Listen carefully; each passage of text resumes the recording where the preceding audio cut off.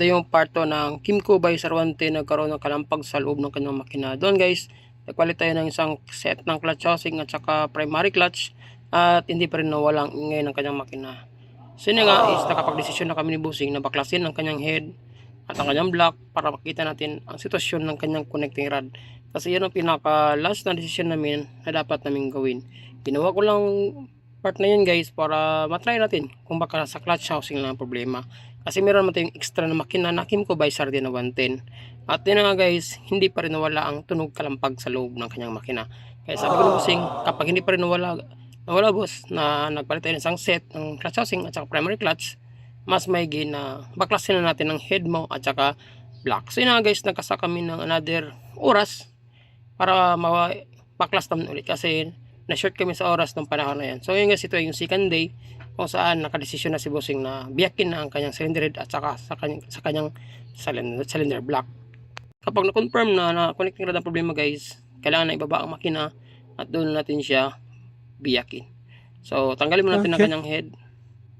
First time pa itong nabaklas ang kanyang makina at never pa itong nabuksan na kahit sino mga mekaniko guys. Kahit yung sa clutch at saka sa head, first time nabaklas ang kanyang makina. So ako pang kanunahang nakabaklas ng kanyang makina. So kaya medyo may kahirapan ang pagtanggal ng head kasi nabarahan ng putik ang kanyang mga stud bolt. Yung pinakababang bahagi ng stud bolt guys, sa left side na bahagi, yung pinaka-issue talaga. Kung bakit hirap siyang bunutin kasi nabarahan siya ng mga dumi. So may dawil siya kaya nagkaroon na siya ng problema. Stuck up ang kanyang butas ng kanyang cylinder head. So yun na guys. So natanggalan natin ang head. Next naman ang kanyang block. So meron yung bolt sa gitagiliran guys. Kailangan natin tanggalin yan. Yan po ang kanyang support na bolt sa kanyang block. So sabi ko kay Bossing guys, kapag na-confirm na connecting rod ang problema ng kanyang motor, ay wala ding problema kasi meron tayong ding set na crankshaft ng kanyang makina. So yung pinakita ko yung makina sa inyo guys, nabiya ko na siya nung pagkaumagahan. So yun na lang ang gawin natin, i-replace na natin siya sa kanyang makina. So inuna ko siyang binaklas no, kasi meron tayong pang extra na makina. So goods pa ang kanyang piston guys no, walang patandaan na nagkaroon siya ng bilit. So try natin galawin.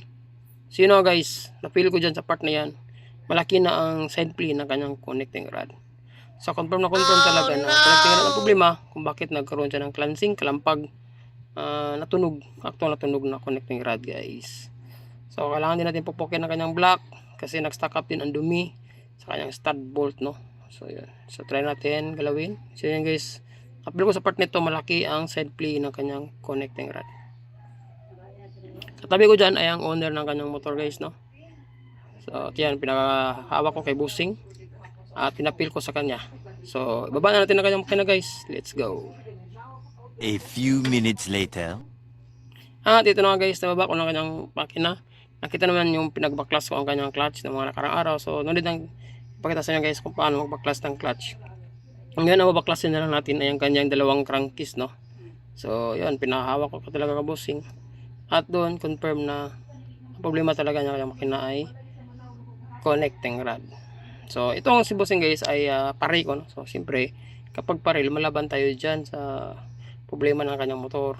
So sabi ko kay pare, pre, huwag ka nang maglala pre kasi nga is yung crankshaft na tinabi ko dyan is isalpak na natin dyan sa motor mo. Huwag ka nang bumili ng connecting rod, huwag ka nang bumili ng crankshaft, huwag ka nang bumili ng side bearing. So isuswap lang natin para mabayaran, may libor na lang at saka oil, gasket, yun na lang.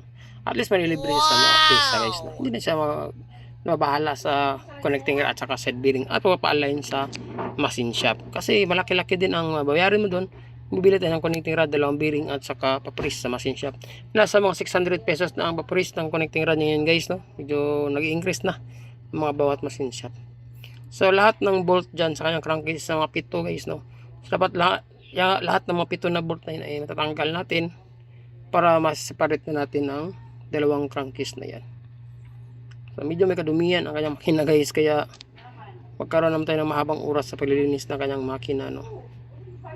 Kasi itong motor na ito ay never pang nabuksan at tayo ang kanunahang nakabaklas ng kanyang makina.